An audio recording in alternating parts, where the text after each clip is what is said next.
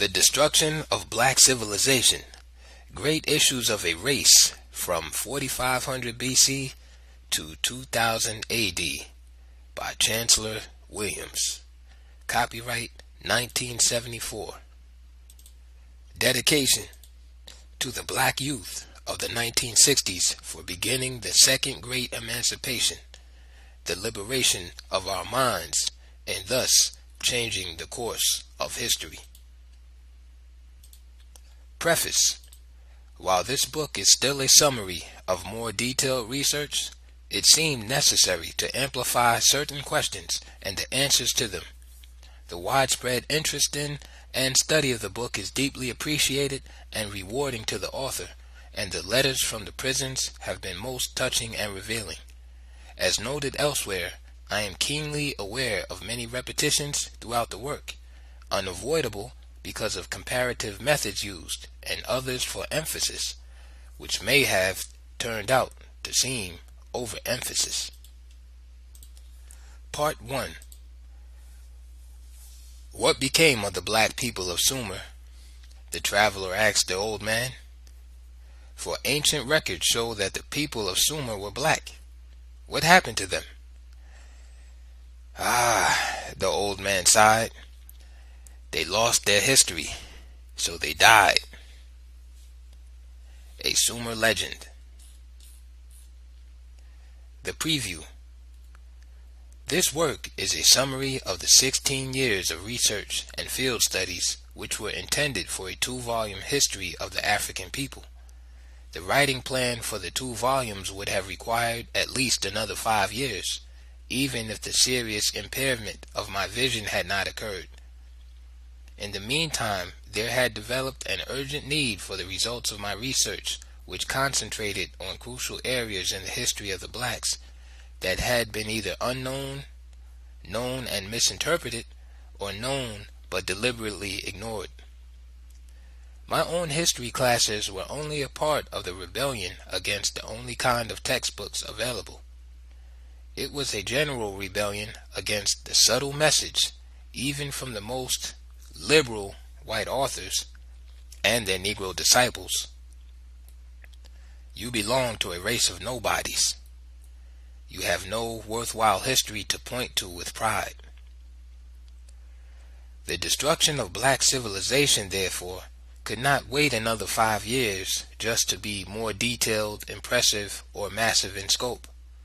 For a reinterpretation of the history of the African race could be compressed into a smaller work for background reading, and so written that black John Doe, cab driver or laborer, and Jane Doe, housemaid or waitress, can read and understand the message from their forefathers and foremothers, as well as college students and professors.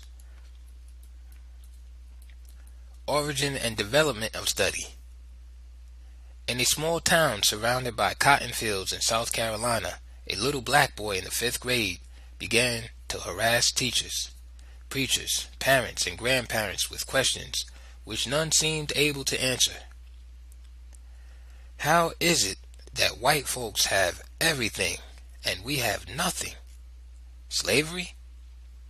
How and why did we become their slaves in the first place? White children go to fine brick, stone, and marble schools 9 months a year, while we go to a ramshackle old barn-like building only 5.5 months, and then to the cotton fields. Why? In the 6th grade, one of our teachers, Miss Alice Crossland, helped me to become a sales agent for the Crisis and the Norfolk Journal and Guide. This was like turning on the floodlights of heaven, for the books on our race, listed on the back pages of the Crisis, started me off on this never-ending search, but raised more questions as I progressed through school. Raised more perplexing questions than were answered. For, having read everything about the African race that I could get my hands on, I knew even before leaving high school that, 1. The land of the blacks was not only the cradle of civilization itself, but that the blacks were once the leading people on earth. 2. That Egypt was not only once all black, but the very name Egypt was derived from the blacks. 3. And that the blacks were the pioneers in the sciences, medicine, architecture, writing, and were the first builders in stone, etc. The big unanswered question then was, what had happened?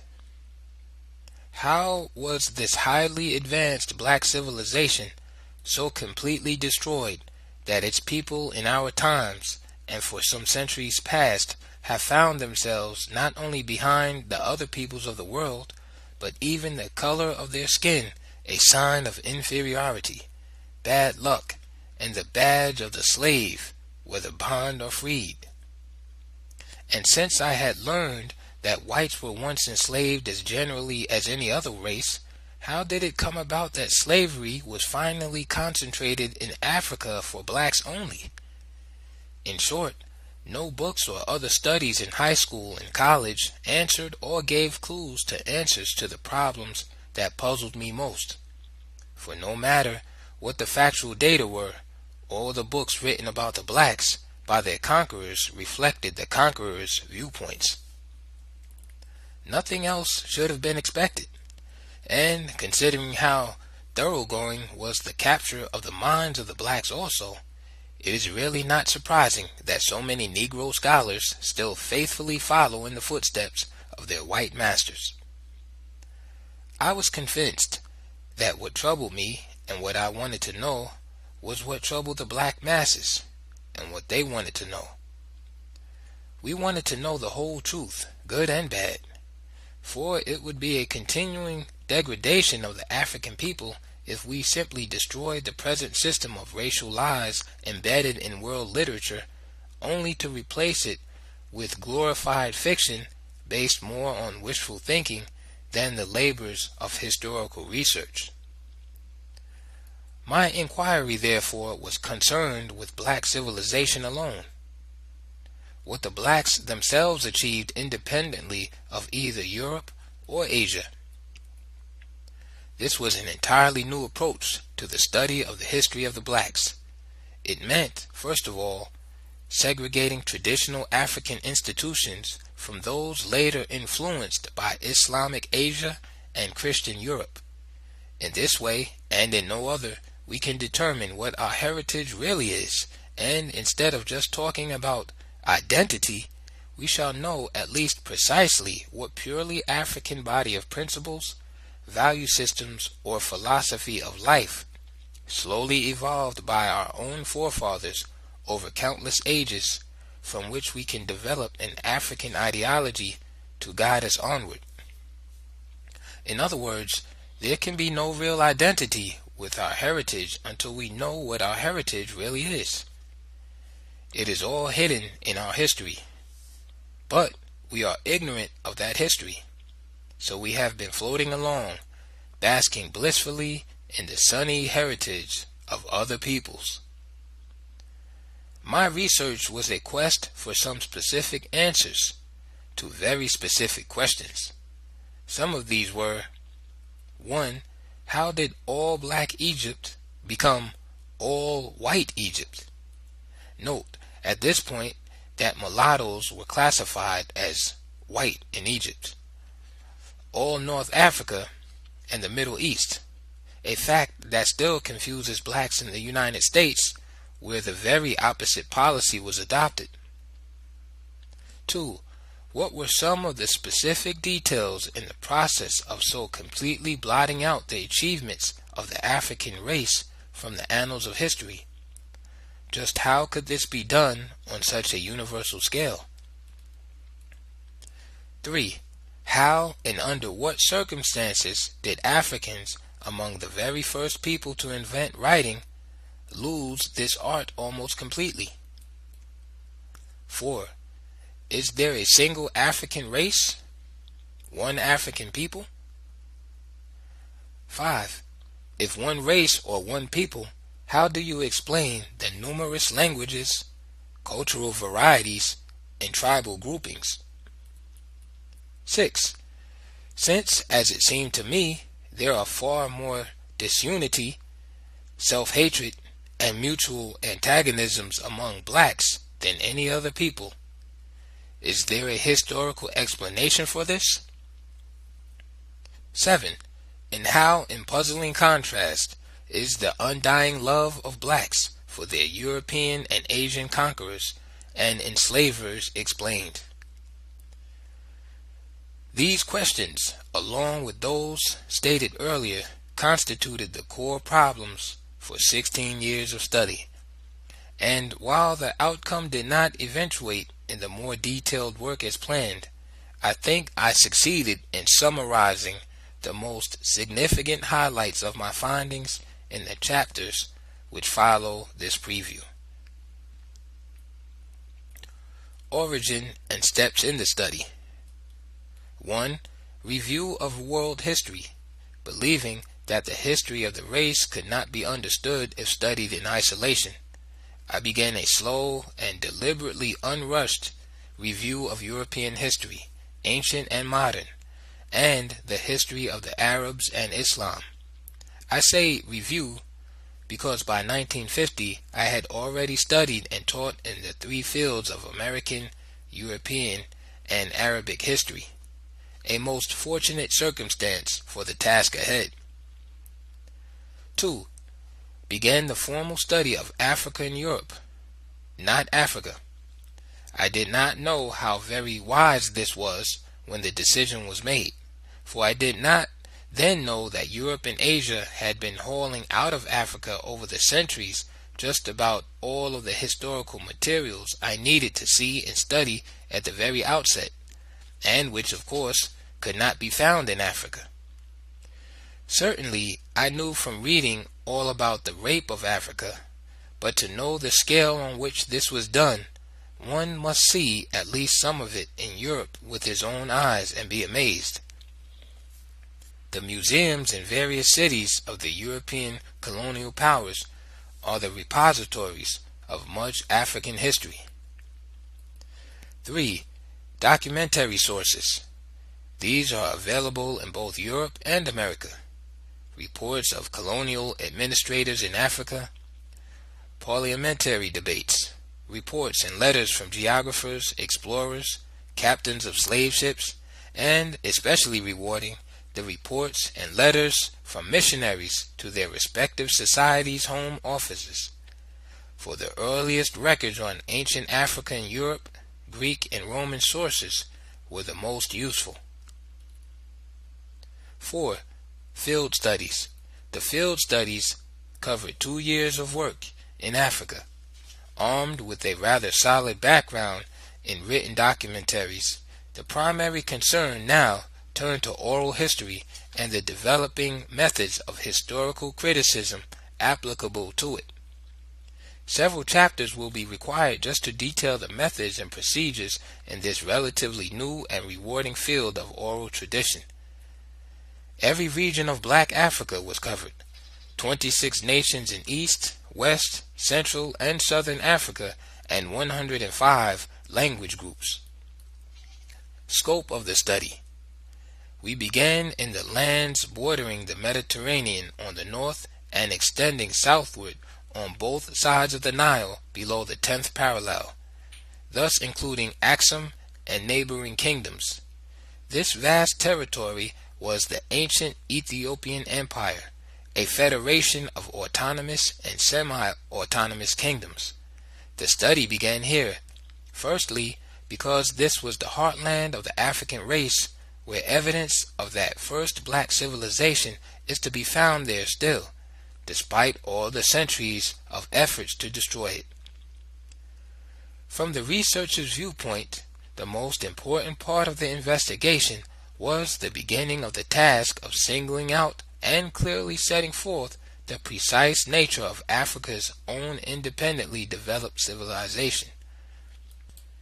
A continent-wide study of the traditional customary laws of the blacks, for example, enabled us to learn for the first time that a single constitutional system prevailed throughout all Black Africa, just as though the whole race, regardless of the countless differences in language and other locally determined cultural patterns, lived under a single government.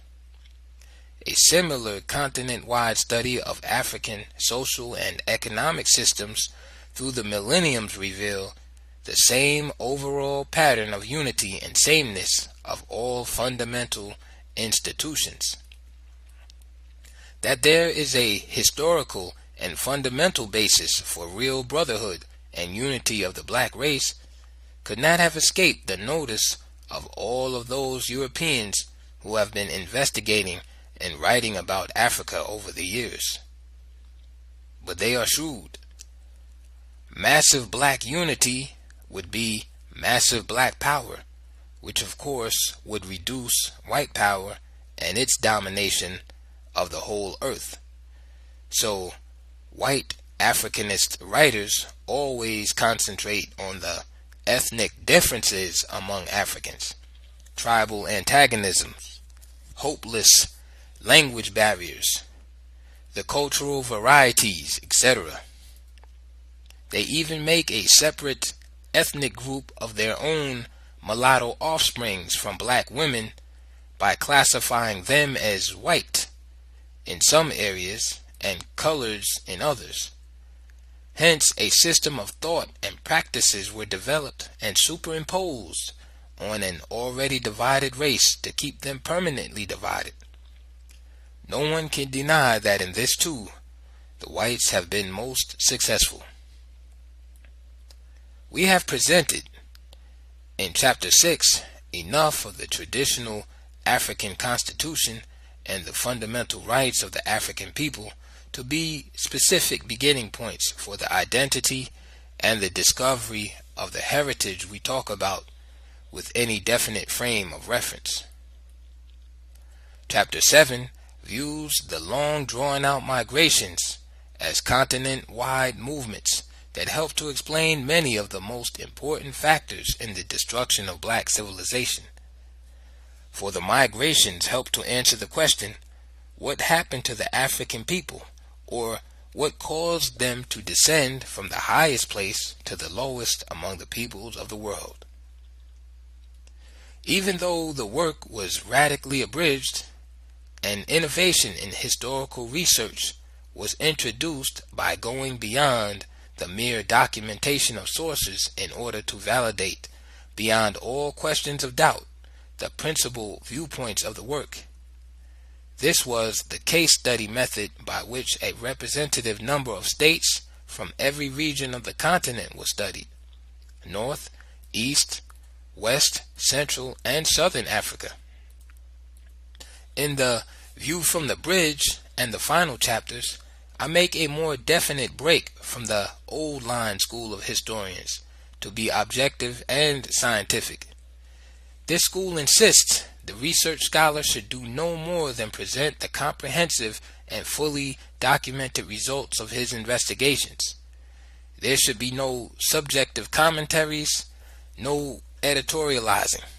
Just present the factual data and leave the work to the readers to interpret or evaluate as they choose. This may not only be the correct viewpoint, but it is even beautiful for historians who represent the already arrived people who control the world. They can well afford the luxury of historical knowledge for knowledge's sake, the great satisfaction that comes from just knowing how things came to be. But the black historian, member of a race under perpetual siege and fighting an almost invisible war for survival, dare not follow in these footsteps of the master.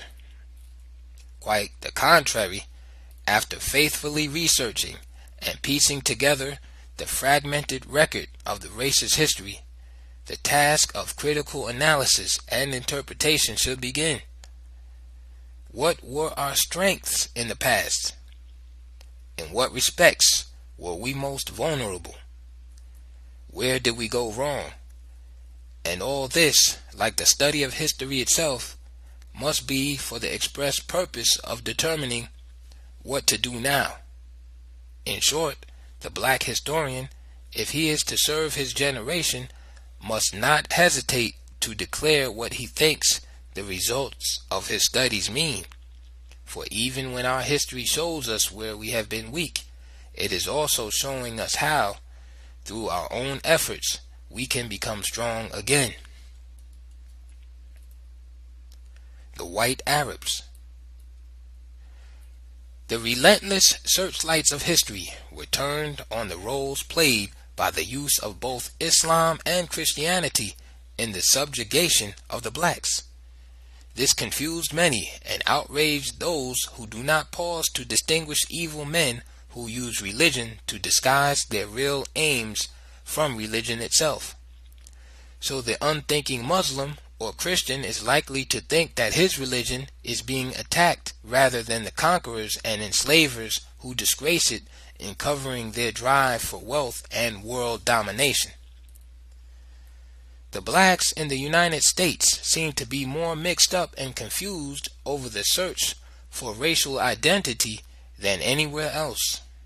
Hence, many are dropping their white Western slave masters' names and adopting not African, but their white Arab and Berber slave masters' names.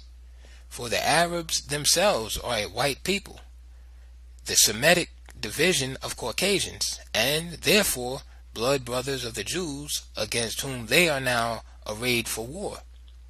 The confusion will continue, however, as long as the fact that millions of mulattoes in Arab countries are considered white is ignored, along with the other fact that countless unmixed, sun-baked, desert-dwelling Arabs are not only brown, but some are very dark in color.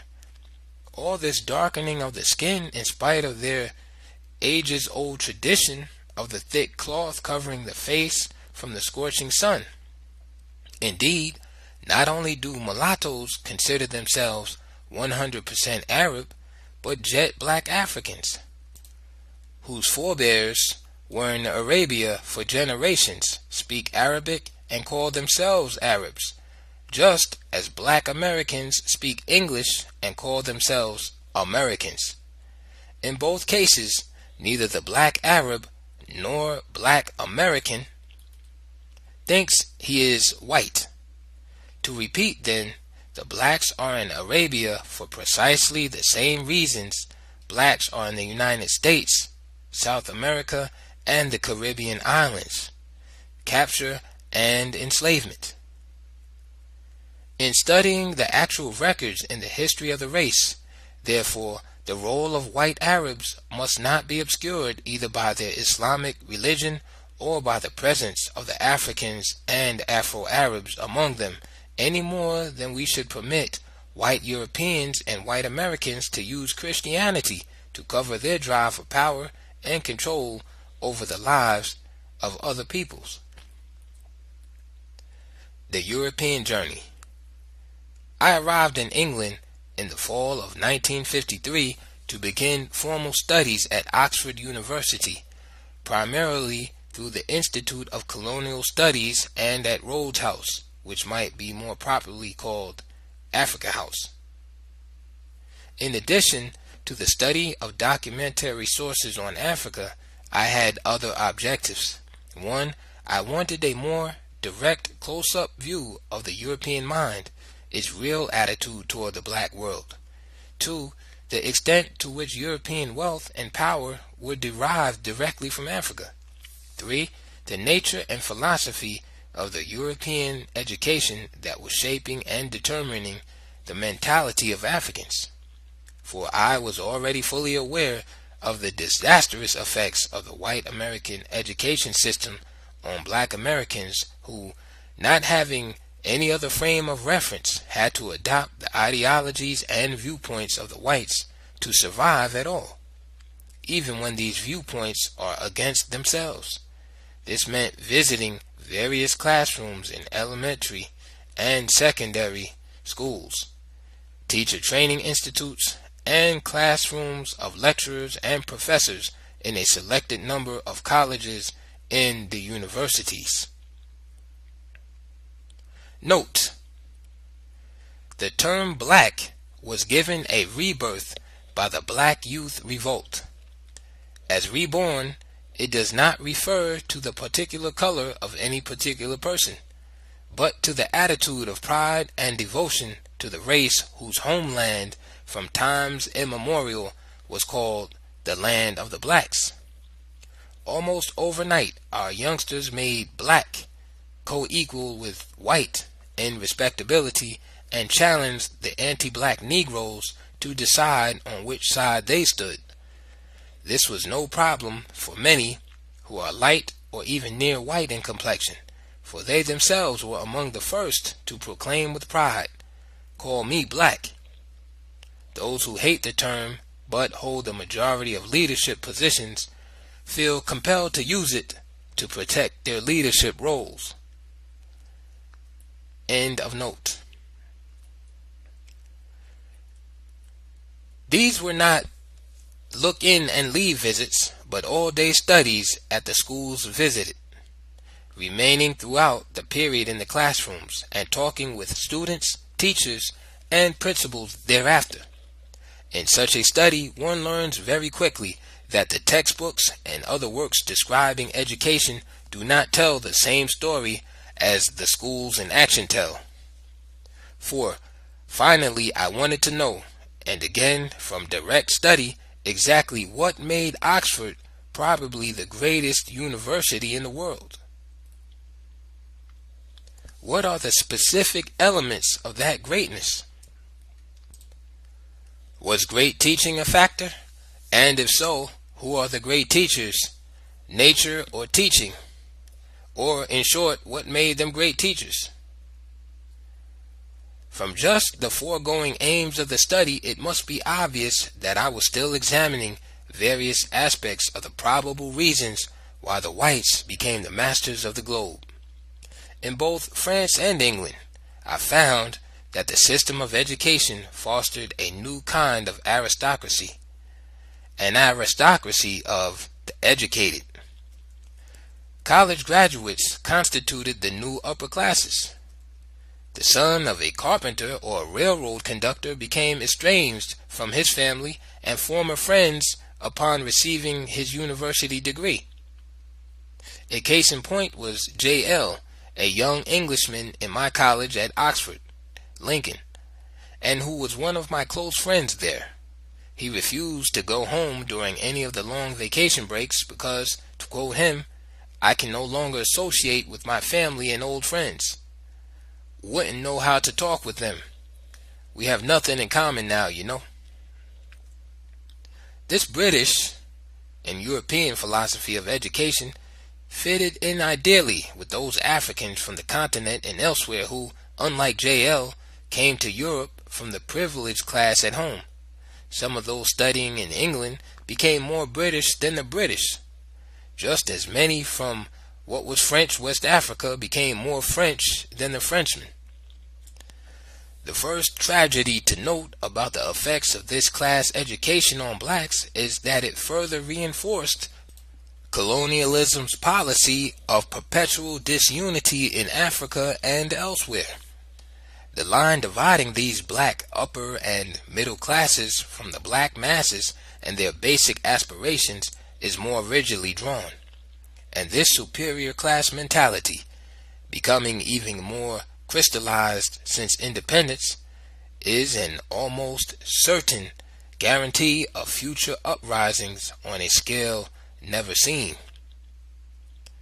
The second great tragedy is in the nature of what is called education. It is merely rote learning, the ability to memorize phrases, concepts, and other required data. Thinking is neither required nor expected. Critical analysis and evaluation of subject matter are not required, but the ability to absorb and recall is required. The brilliant scholar, then, is one who can readily quote authorities and remember well his bibliographical sources. So we have a generation of black scholars who continue to amaze students by mouthing the doctrines and viewpoints of their white teachers, like so many robots without minds of their own.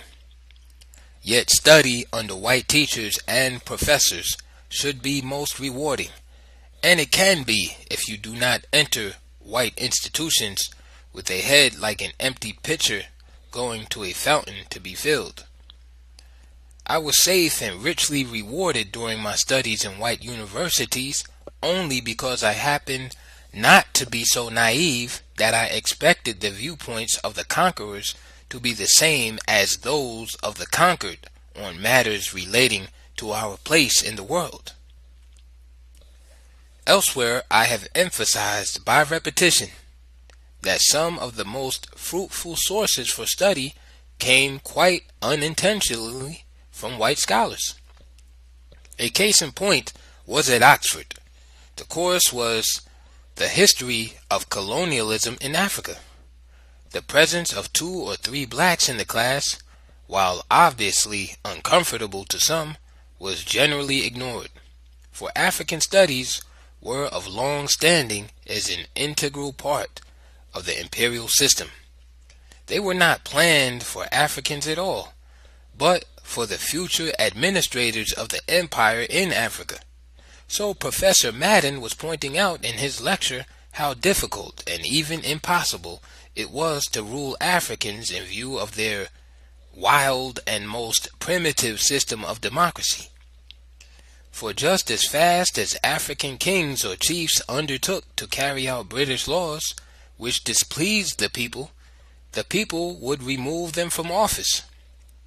Therefore, this primitive African democracy had to be destroyed before the British system of indirect rule could be effective. The point here is that these sneering remarks by an eminent British historian revealed to me an entirely new field of research. That lecture led me into the study of one of the most significant developments in the entire history of the black race, an ancient system of democracy existing before Greece, evolved from a continent-wide constitution that governed the whole African people as a single race. This all-important finding was arrived at by comparative studies of African customary laws in every region of the continent.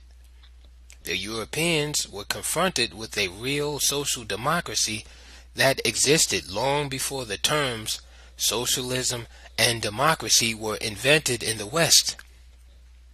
For Dr. Madden, it was savage because the people were the real rulers, in fact, and not merely in theory. The field studies. Insofar as the study of African history is concerned, I regard direct investigation in the field and in Africa as of the highest importance. This field work should be undertaken only after thoroughgoing research in written and other documentary sources. The study of available written sources, their evaluation, and the mounting archaeological records are all the first major phase of African research, and I would say a prerequisite for fieldwork. The fieldwork was mainly concerned with oral history. I had noted in my study of sources of noted historians that many who decried oral tradition as unreliable never failed to use it themselves to supplement or give added validity to their works. The fact is that neither written nor unwritten records should be accepted as true without verification. Although 2 years were devoted to the fieldwork, the ground covered was possible only because of careful advanced planning and the scheduling of areas and groups in each country months ahead of my arrival. These had to be in the hinterland, or bush country, generally far away from the westernized urban centers. For our quest was not for the long-standing tradition of either Islam or Christianity in Africa, but for the more ancient tradition of Africa itself. So vast and untapped is the real history of the African race that I myself only scratched the surface of what is yet to be done. Some of the areas to be explored by future historians are set forth in pages which follow in this chapter. A major research project should not be undertaken by a single individual. This was my mistake. Hence, the 16 years of work that a research team of 8 or 10 persons might complete in 3 or 4. The kind of well-organized research teams required for in-depth studies may be difficult to promote because of our pitiful go-it-alone individualism. A research project such as mine should have had a team of highly trained experts from the fields of history, archaeology, anthropology, medicine, linguistics, tropical agriculture, political science, etc. The widely ranging scope of the study minus a team was possible only because of the interest and active support of certain African governments and the unforgettable help of the people in every region and country.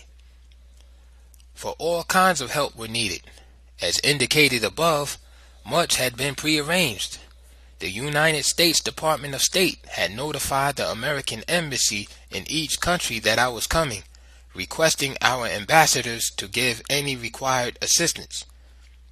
Excepting the Sudan, where embassy officials appeared to be under some kind of fear, the embassies everywhere went all out to be helpful. The embassies had the very important work of making the advance arrangements for trips into the interior through the appropriate ministries in each country.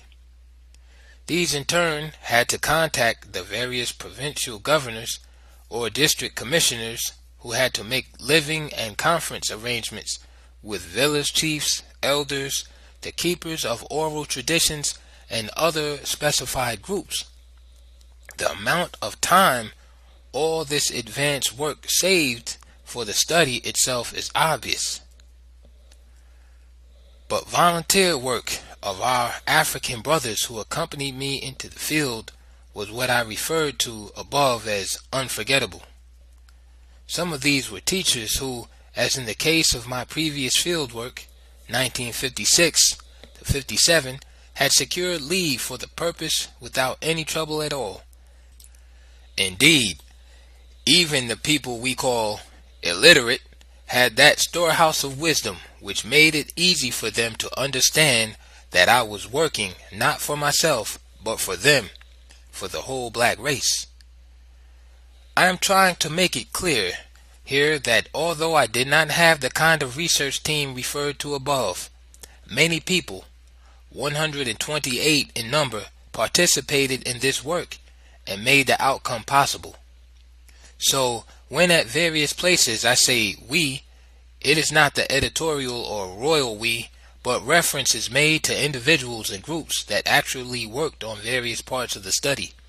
However, I had to decline the services of many highly recommended Africans because of their upper-class attitudes toward the common people. For I had learned quite early that the people in the interior can spot the arrogant and superior African just as easily as they recognize the arrogant and superior white investigator. They will give answers to questions readily enough, but not the right answers. I therefore selected only those whose heartbeats seemed to be tuned to the heartbeats of the great common people from whom all of us came. The interpreters were generally assistants who spoke 2 or 3 of the languages of the country. An entirely new kind of assistant was the verifying interpreter. This is to double-check the interpreters, for sometimes they do not convey your question precisely or give back the exact reply. There were training sessions before and during the field work. In those fortunate cases where we had 4 or 5 competent assistants, one of the interpreters remained with me, while the others worked on special assignments in different places in the area. The documentary research preceding all this in the United States was not done entirely alone. Some of the most important areas of my study of ancient sources were rechecked in independent studies by a select group of graduate students in history.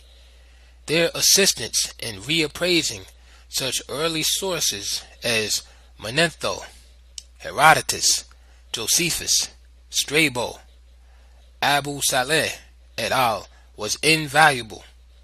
Foremost among these were Reverend Carlton J. Hayden and Mr. Donald W. Key Hefner. In concluding my remarks on the field studies in Africa, some comments on 4 of the countries visited are in order.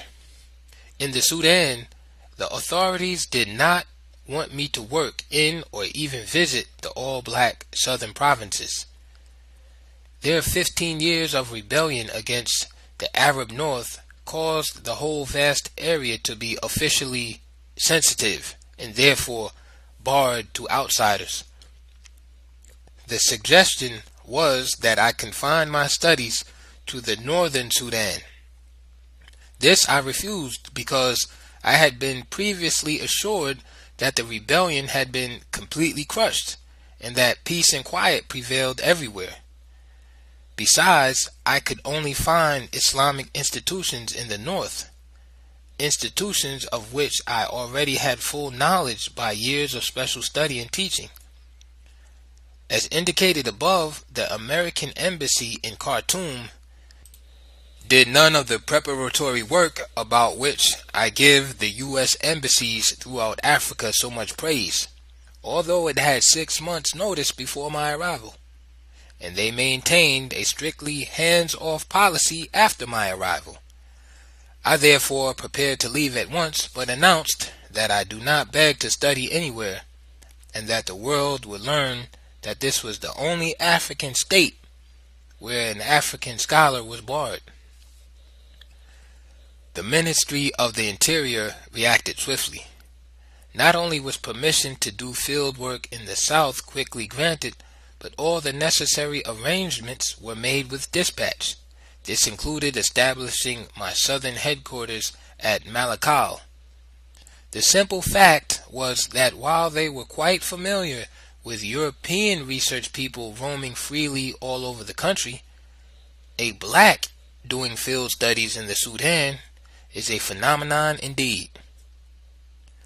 Ethiopia, the new name for Abyssinia, like the Republic of the Sudan, is also ruled by people of mixed blood who not only do not consider themselves African by race, but who maintain a privileged class society based upon color. To them, all black-skinned Africans are Bantu. To these, they feel superior by reason of white blood, and their discriminatory practices are just as subtle and real as those of the whites. And although the enslavement of black-skinned Africans continue in both countries, even in our times, both the Sudan and the new Ethiopia have adopted the Brotherhood Front since the sudden rise of so many independent African states. The Sudan, to serve as the bridge between the Arab world and the new black states, and thus control or influence their international policies through the UN, and Ethiopia to more directly control or influence black Africa through Western backing in establishing the headquarters of the Organization of African Unity in Addis Ababa, and pushing Haile Selassie into the key role of continent-wide leadership, thus blocking the, quote, dangerous influence of Kwame Nkrumah. It is because of my steadfast refusal to either skip or gloss over these aspects of the historical record that I am criticized by many Negroes, and I know exactly when to use this term. Note: one of the fateful illusions among blacks is that the white world does not know about the very weak areas in the race which are the basis for its power and control over them. When we reach the point where we begin to seek out and turn the searchlight on the things that divide and hold us back, at that point the white oppressors will have reason to tremble. The white man stays on the alert, keeping a sharp lookout for any signs of strength and development among the blacks. Exploring for real obstacles to unity would be a disturbing sign of growing strength. End of note.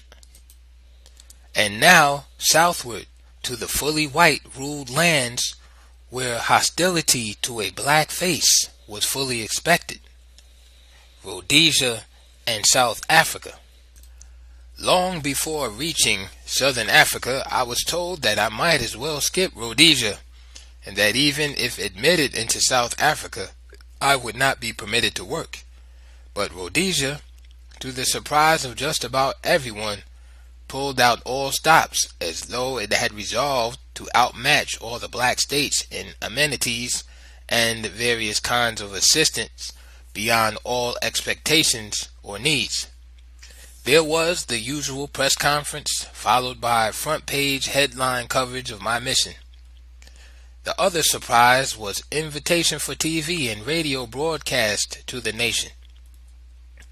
Our Zimbabwe friends were somewhat suspicious of the motives behind all this red carpet treatment of a black American, especially when it continued after my uncompromising replies to questions on a TV broadcast panel session. The Ministry of the Interior had an interpreter flown 300 miles to join me when I visited his particular language group, the Dembele. The only objectionable incidents were when, on 2 different occasions in different places, 2 district officers wanted to attend my meetings with chiefs and the council of elders. I objected, and the matter was closed. Finally, South Africa. The situation in this country is so ridiculous that, far from allowing myself to be incensed with rage, I found it amusing. The unremitting brutality of these whites against the blacks leaves them in a state of permanent fear. They seem to consider every black man not a potential but an actual threat, and what they are preoccupied with every hour is unbelievable until you are actually in South Africa. My passport was a mistake made somewhere. I, of course, had no intention to do field work in South Africa, but had to pass through it to reach the surrounding countries then under British rule.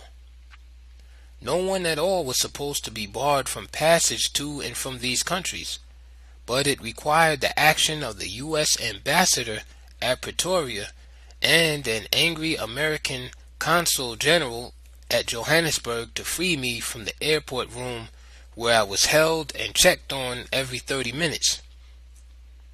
Even when the consul general arrived in person, the authorities insisted that I must not enter the city but be taken under guard to the train for Swaziland. Mr. Riley, the consul general, then decided to defy South Africa by not only driving me leisurely through Johannesburg, but 200 miles around the country, stopping at different towns and finally on to Switzerland. What I referred to above as amusing were incidents such as excited policemen rushing to flag down the big Cadillac because they could so quickly spot a black face before they saw the seal of the United States emblazoned on the sides of the car or the American flag flying from the hood.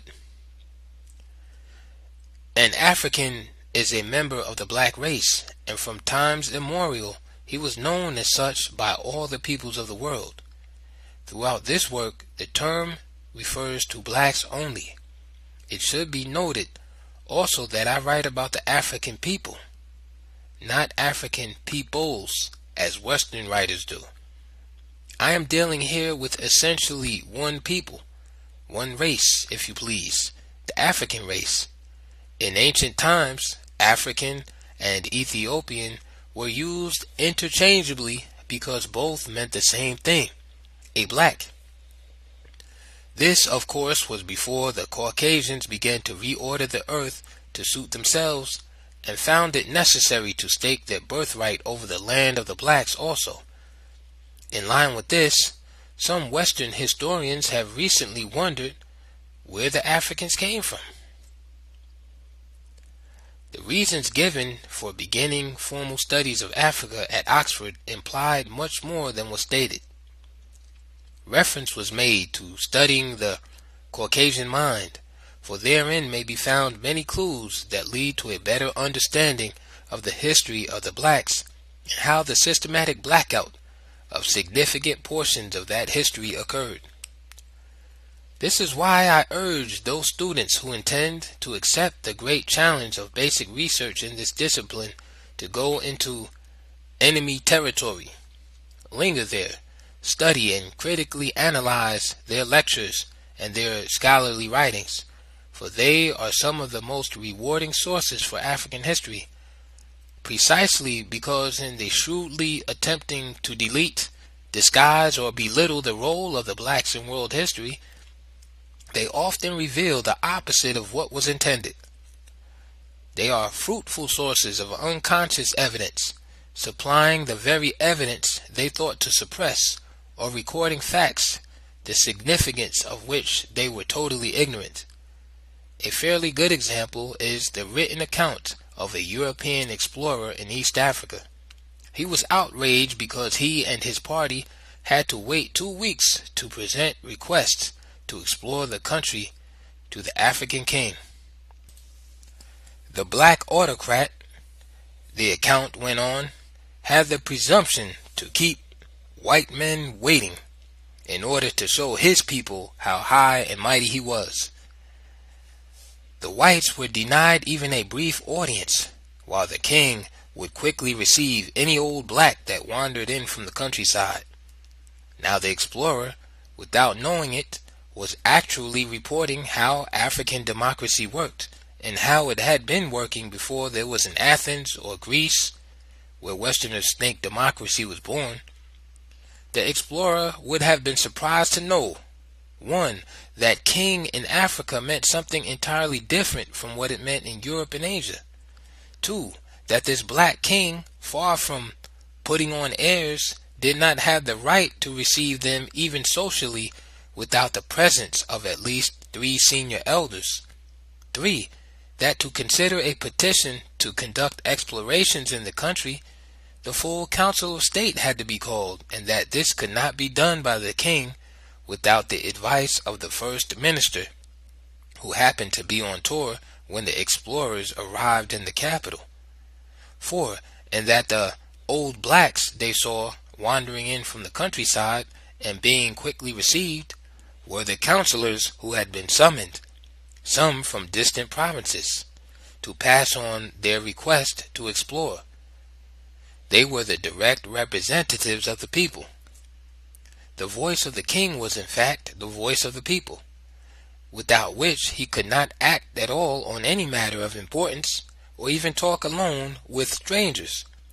It should be clear, therefore, that our guidelines for research must lead to a critical analysis of all sources, whether original, secondary, or oral. In particular, we should seek out those works with the special mission to prove the superiority of whites by proving the inferiority of blacks. All in language so subtle, scholarly, and scientific that to the uncritical mind their truths seem self-evident. But it is also noteworthy that while the most hostile racist writers usually prove the very opposite of what they intended, their works inevitably contain useful, factual data that must be accepted. Indeed, it is doubtful whether anyone, even a devil, could write a book completely devoid of truth. Research in African history is more tedious, laborious, and time-consuming than is true in other unsuppressed fields. For in developing the underdeveloped history of the blacks, one has to explore the most unlikely sources for a fragment here and a fragment there, and in works in no way concerned with African history, and just as often no kind of history. Sometimes it is a paragraph or 2 in an explorer's account.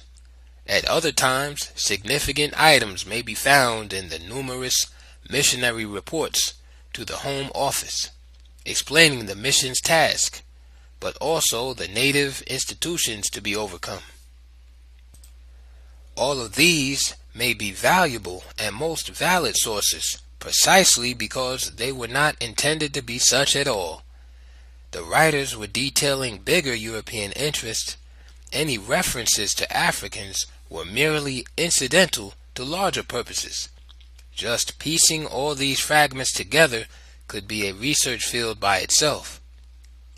In my work in European and American history, I ran into no such problems and the research tasks were easier. In Egyptian history, to give a final example of Caucasian roadblocks to be overcome, one has the extra time-consuming job of identifying the numerous black giants of history who have been classified and effectively disguised as Caucasians over the centuries. First of all, one must know the various names that refer to blacks exclusively and by which they were known throughout the ancient world. For in addition to the more widely used African and Ethiopians, they were also known as Thebians, Libyans, Thynites, Nubians, Cushites, Memphites, Numidians, etc. Even before white Asians gained the ascendancy in any of these areas, their very presence in relatively small numbers was sufficient to identify them as the leaders and achievers of whatever attracted the attention of the world. Another trick, the very opposite of the American law and practice, was to classify Africans with Caucasian blood as Caucasians. If any of those so classified turned out to be notorious characters, pro-African or anti-white, they were loudly proclaimed and contemptuously called half-breeds. The millions of early blacks who were forced either by circumstances or expediency to replace their own names with Asian and European names only added to the problems of historical identification.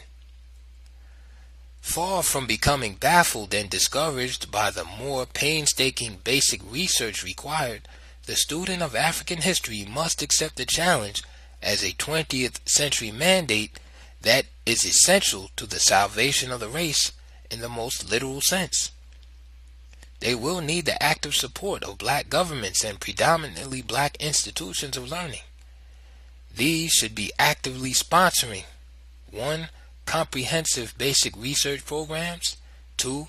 Research teams for field studies, especially in history and archaeology, 3. And a thoroughgoing teacher training program for history and other related disciplines. What, indeed, are black institutions of learning waiting for? The young people to show the way? The simple truth is that what is needed first is active pioneering initiatives. Financial assistance would then be forthcoming even from unexpected sources. Black inertia is the main problem.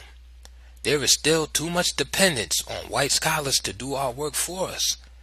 I have written elsewhere that as long as we rely on white historians to write black history for us, we should keep silent about what they produce. They write from the Caucasian viewpoint, and we are naive indeed if we expect them to do otherwise. All the ballyhoo about their scientific objectivity to the contrary notwithstanding. The theoretical framework. Over the years of studying African history, certain prepositions and theories evolved quite naturally as guiding headlights in the explorations, and few of them are set forth here, some previously stated or implied. 1. That Africa, all Africa, is the native homeland of the blacks. Note, an important fact that should be well known is that all unmixed Africans are not jet black. For while the great majority are black-skinned, countless thousands who lived for centuries in cool areas have lighter complexion and no Caucasian blood at all. End of note.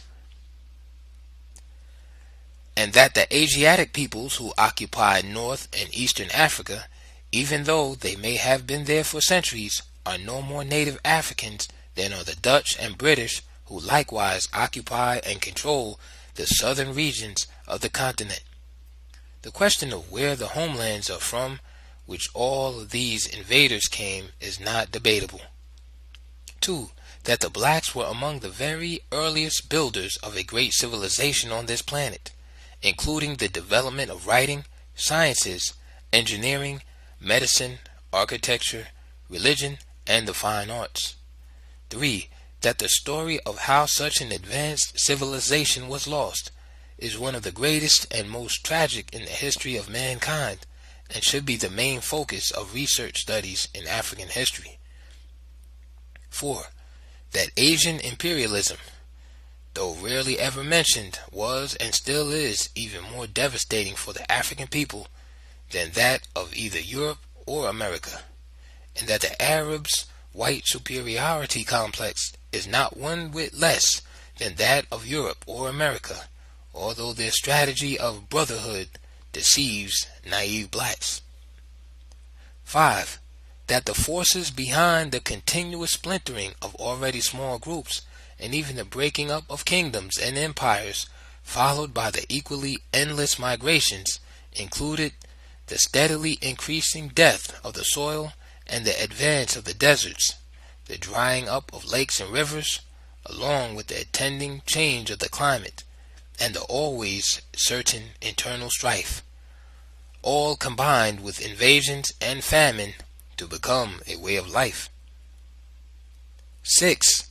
That the strength and greatness of the African people can be measured by how, in the face of what at times seemed to be all the forces of hell, they fought through to survive it all and rebuilt kingdoms and empires, some of which endured 1,000 years. 7.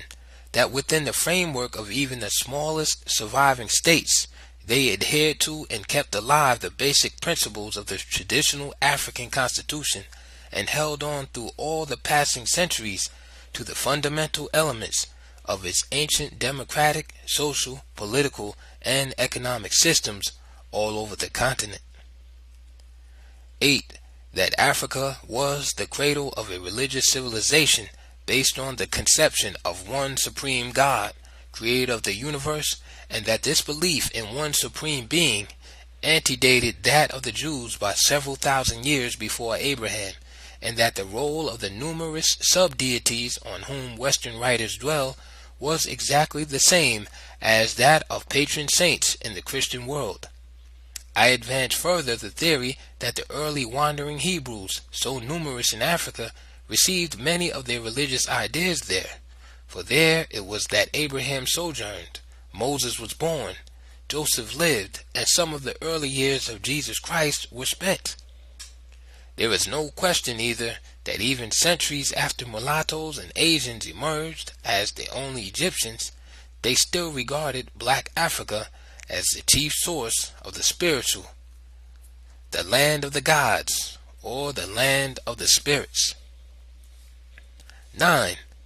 That notwithstanding the remarkable civilization they did develop even millenniums before Christ, and the amazing rebuilding of empires in spite of the great dispersions, notwithstanding all of this, African people fell far behind in the forward march of the rest of mankind because, in addition to the destructive forces of nature on the continent and the hostile forces from without, they, the African people, further enshackled themselves with their own hands through certain aspects of their social institutions and beliefs that stood as roadblocks to progress even where conditions were favorable. The scholars' war on the blacks. This work begins where the history of the blacks began, in Egypt, northern Ethiopia, and the Sudan, southern Ethiopia. Thus, at the very outset, I clash head-on with the Caucasian version of African history.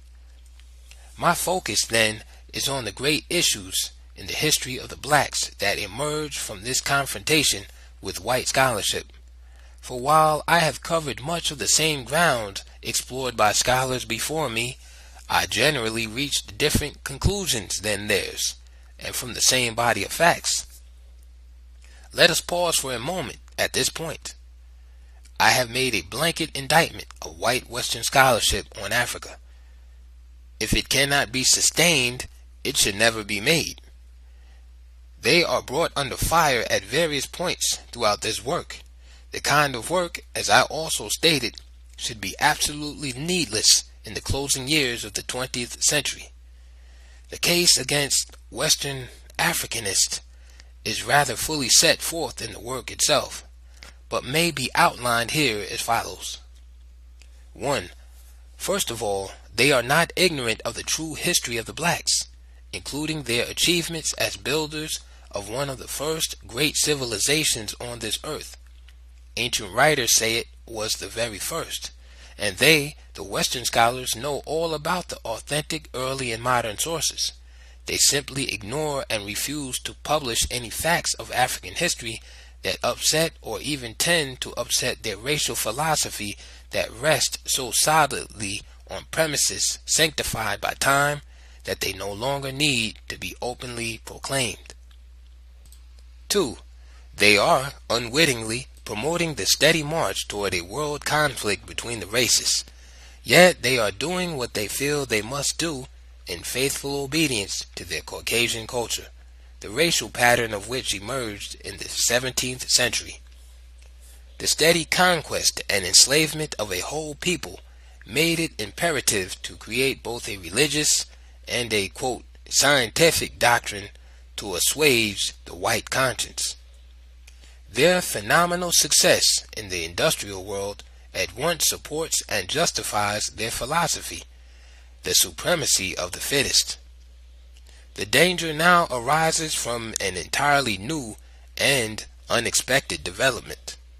A sleeping and submissive non-white world, while all this white power was being amassed, is no longer either sleeping or submissive. 3. Even the African revolt against colonialism and the worldwide challenge to white domination of the entire earth, even these signals of change do not disturb these scholars of imperialism.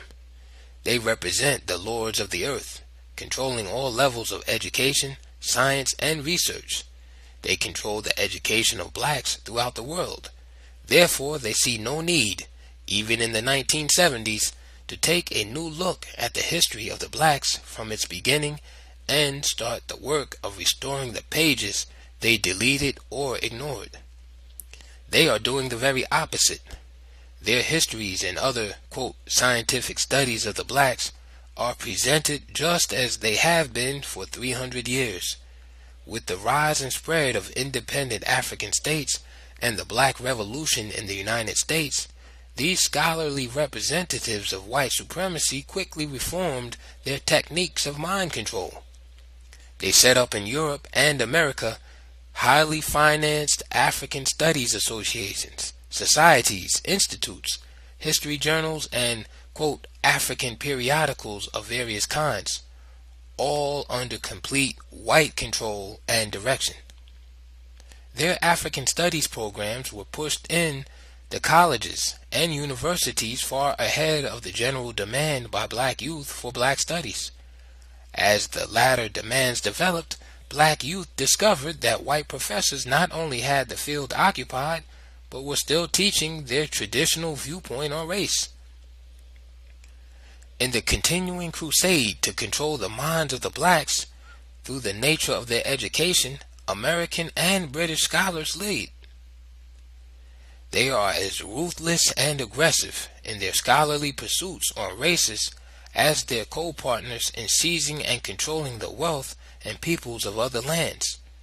Having established strong national and international, quote, African associations and journals that even attempt to control research activities on Africa, they proceeded to flood the world with hastily thrown together African, quote, histories, pamphlets, and publication on just about every subject that could stand a black title.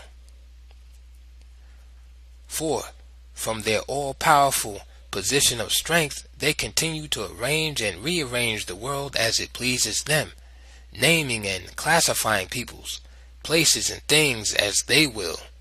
In the United States, whites known to have any amount of Negro blood, no matter how small, are classified as Negroes. In Africa, North Africa in particular, they do the very opposite. Blacks with any amount of Caucasian blood are classified as whites. This scheme was rigorously applied in the history of Egypt, for example, where even unmixed black pharaohs became white, and the originally black population was never referred to as Egyptians at all. The black kings who founded and ruled from the first dynasty are disguised as such, while the Scythian kings, white, of the small areas of Lower Egypt are presented as the pharaohs of all Egypt, even when African pharaohs were on the throne of Upper Egypt. Blotting the blacks out of history included replacing African names of persons, places, and things with Arabic and European names. One wave of the master's magic wand, and black Hamites and even Cushites, like their early Egyptian brothers, are no longer Africans. Their periodization of African history is carefully arranged in such a way that the history becomes the history of Arabs and Europeans in Africa, and not the history of Africans. In African history, a recent publication of the American Historical Association as a guide to teaching, their purpose becomes clear in the arrangement itself. First period is from the fall of the Roman Empire to 700 AD, Arab invasions. The second period of African history is the period of Islamic civilization, 700 AD, to the coming of the Europeans in 1500. The European period from 1500 to 1960 is subdivided at 1880 to mark the period of colonialism. There is no period of black civilization in black Africa. Such is the Caucasian viewpoint, almost a religion. Their very first period eliminates 4,000 years of black civilization and the very greatest periods of African achievements. Their second period is devoted to the Arabs and Berbers in Africa, and in their third period the focus is on European civilization, and it is all done under the heading of African history. Where it was impossible to deny black achievements, equal and often above the whites, such achievements were attributed to some kind of Caucasian influence, even if imaginary. Yet, the AHA publication number 56 uses the same strategy that makes Western scholarship so very triumphant. The main thrust of its racist presuppositions are, for the unwary, completely hidden by much highly welcomed factual materials. But what is certain to disarm almost anyone is racism's forthright attacks on racism throughout the publication. I suppose no one is expected to notice the implied incapacity of black historians to deal with African history objectively. They are not referred to as historians, of course. They are, quote, some modern African intellectuals who have tried to show great civilizations in the past grander than anything that ever existed, end quote. As a direct result of this continued universal enslavement through education, black youth are in revolt. That revolt will become increasingly dangerous as they increasingly realize how completely they are blocked from self-realization in the very institutions that should further it. How difficult it is to find suitable textbooks in black history, or even, quote, Negro teachers who do not limit themselves to the viewpoints of the white masters who train them. The frustrations become more intolerable as the young find themselves between two fires: the white racists who determine the very nature of their education, and Negro educators who also see the world through the blue eyes of the Saxons. In short, they are forced to turn to their own devices because they find so many of their own race who should be working with them in the camps of the enemy. Insofar as periodization is concerned, no one should be so naive as to expect a proper division of African history while the field is almost completely preempted by the enemies of that history. A proper division would tend to encourage a more all-inclusive research and a less biased interpretation of the results. Neither will happen until a new generation of black research scholars and historians take to the field, becoming the foremost authorities in their own right. Black historians, not a single one of whom will fall in Professor Philip D. Curtin's category of black intellectuals who try to show, quote, great civilizations in the past grander than anything that ever existed. The new research efforts call for black experts not only in the field of history but also in the allied fields from which African history must heavily draw: archaeology, anthropology, linguistics, etc. The new approach. The first period would begin with prehistory, primarily because Norway, one of the oldest cities on earth, was begun by the blacks before recorded history. Another important reason is that the Canaanites and other white agents had invaded the Nile Delta and established a stronghold in Lower Egypt, then northeastern Ethiopia or Kem, in prehistoric times. This early concentration of whites along the seacoast of the land of the blacks is a circumstance of crucial importance in black history because it was exactly from this development that the achievements of the blacks were overshadowed by later writers or blotted out entirely. The call is for black specialists for one period in one area. What, for example, was the actual influence of the white agents rigidly held back for centuries in the lower one-fourth of the country upon the blacks who held the three-fourths that came to be known as Upper Egypt? Review and in-depth studies of this period are required. The general historian is out. The best general histories, region by region, can be written only after the work of the specialist is done. The second period might well be from the conquest of Lower Egypt by the Ethiopian leader Menes in 3100 BC. Note, earlier dates such as 4500 BC are also given and accepted by many authorities, for conflicting dates do appear in ancient records. I do not debate the point. End of note. To the end of the 6th dynasty, 2181, also the end of the Old Kingdom. This was the period that gave birth to Egypt, and before which there was no Egypt. It was the period during which black kings united the two lands, started the dynastic lineage system, and began the building of the greatest civilization. The greatest in-depth review and concentration of research should be focused on this second period.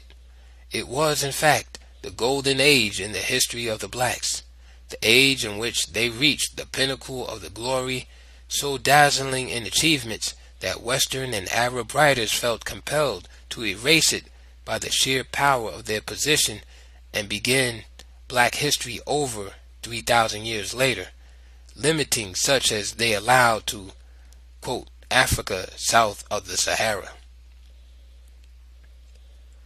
The third period of black history in Egypt should begin with the 7th dynasty, 2181 BC, and be subdivided into the tragic periods of internal turmoil and white invasions. The first subdivision would be from 2181 BC to 2040 BC. The 7th, 8th, 9th, and 10th dynasties thereafter. Strict chronology should be ignored in order to focus on a single issue: the role of invasions and conquest in the destruction of black civilization, with the resulting ethnic transformation of Egypt from black to brown, Afro-Asian and Afro-European to white. This means that the second subdivision would bypass the restoration period of the great 11th and 12th dynasties. For the next period of invasion and conquest, the Hebrew Hyksos rule, 1645 to 1567 BC, again bypassing the new empire, the other subdivisions would study the periods of the Assyrian, Persian, Greek, Roman, and Arab invasions and the impact of their conquest and rule on the blacks. The fourth major division would begin with the skipped over 11th and 12th dynasties, 1786 to 1233 BC, the great 18th, 1567 to 1320, and then continue from the age of Ramses to the end of the 24th dynasty, 1330 to 730. The fifth period should be from the last of the black pharaohs to the destruction of the remaining southern division of the Ethiopian Empire below the First Cataract, 730 BC to the 5th century AD. The sixth period, from the re-emergence of successor black states in the 5th century AD to their final destruction by the Arabs in the 13th century. The seventh period, like the second, should not be a time division of neat and largely irrelevant chronological sequences. It is a study of migrations of the blacks that covered many centuries, but which became more widespread and desperate after the Arab conquest of the original center of black civilization in the Sudan. The long periods of wandering all over the continent, often aimlessly, was the great historic race of the blacks for survival, a race that tried to outdistance famine, disease, slavery, and death. The period that should have an intense, closer-up study and critical analysis extends from the 13th century to colonialism in the 19th. Elsewhere, I have posed the most perplexing question. If the blacks were among the very first builders of civilization, and their land the birthplace of civilization, what has happened to them since that left them at the bottom of world society? Precisely what happened? The Caucasian answer is simple and well known. The blacks were always at the bottom. This answer is clear even in the histories and other educational material they so busily prepare for the blacks themselves. Almost all of the true answers will be found in the study of the causes of the migrations and the tragic results stemming directly from those seemingly endless movements of fragmented peoples. How was the art of writing lost by one of the first peoples to invent it? Study the migrations. How and why did a once great people with a common origin splinter off into countless little independent societies and chiefdoms from which 2,000 different languages and dialects developed? Study the migrations.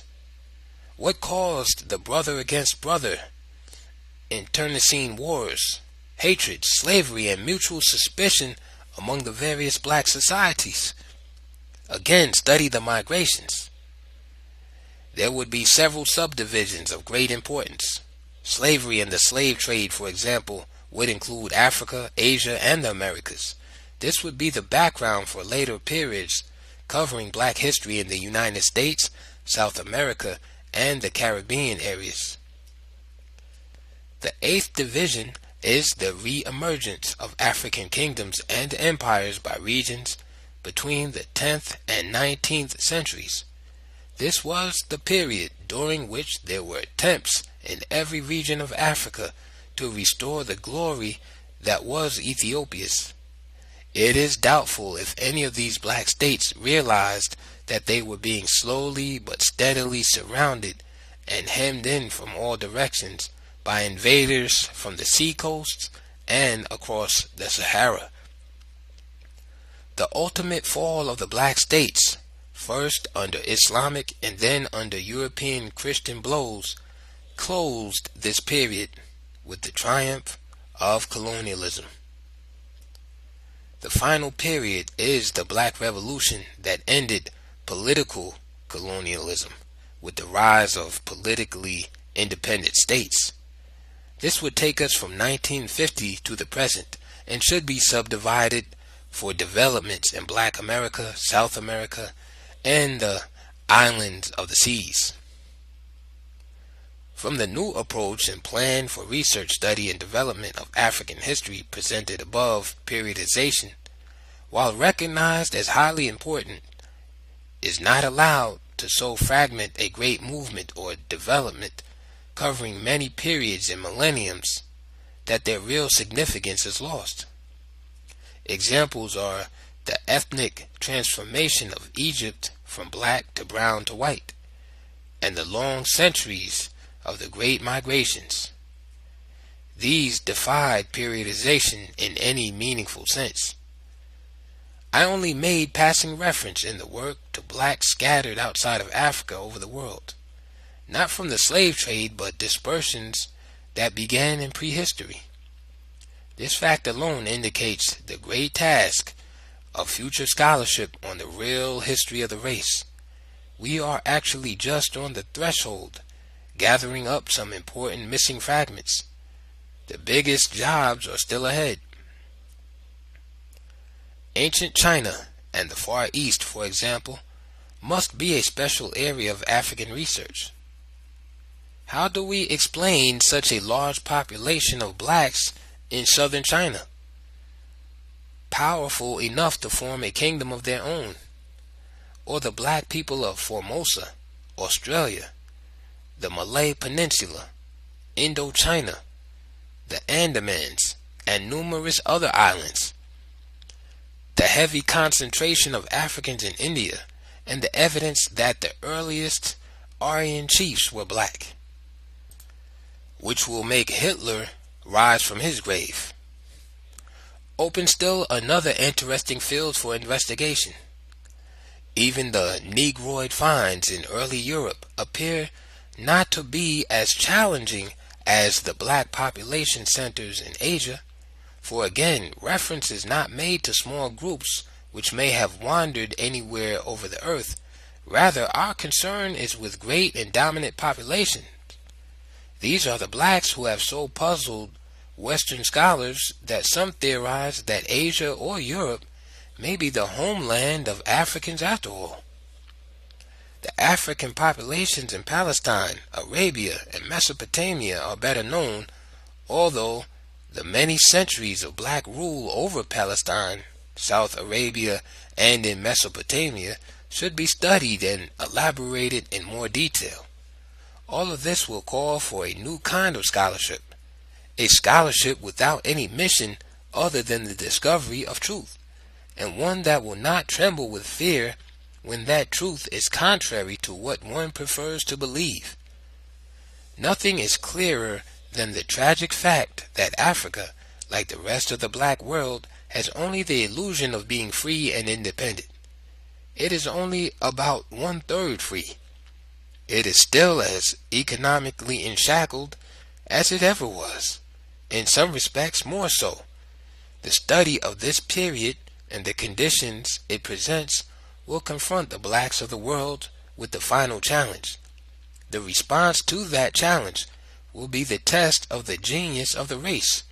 The outcome and indeed the whole future of the race depends upon the extent to which we have become intellectually emancipated and de-Caucasianized enough to pioneer in original thinking.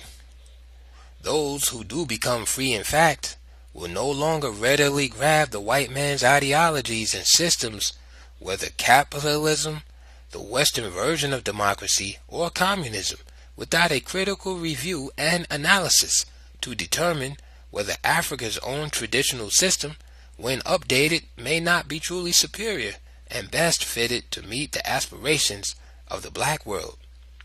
This last period, then, is the time of great decisions. It may well be the black race's last chance for a rebirth and salvation. The division proposed above for a new approach in the research, teaching, and study of African history will outrage most Western and Arab scholars, along with their subservient Negro followers, because I have shifted the main focus from the history of Arabs and Europeans in Africa to the Africans themselves, a history of the blacks that is a history of blacks. They will be coming back, center stage, into their own history at last.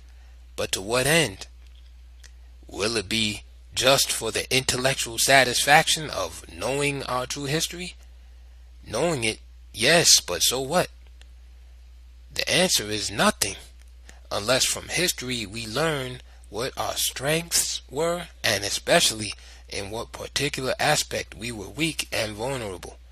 Our history can then become at once the foundation and guiding light for united efforts in serious planning what we should be about now.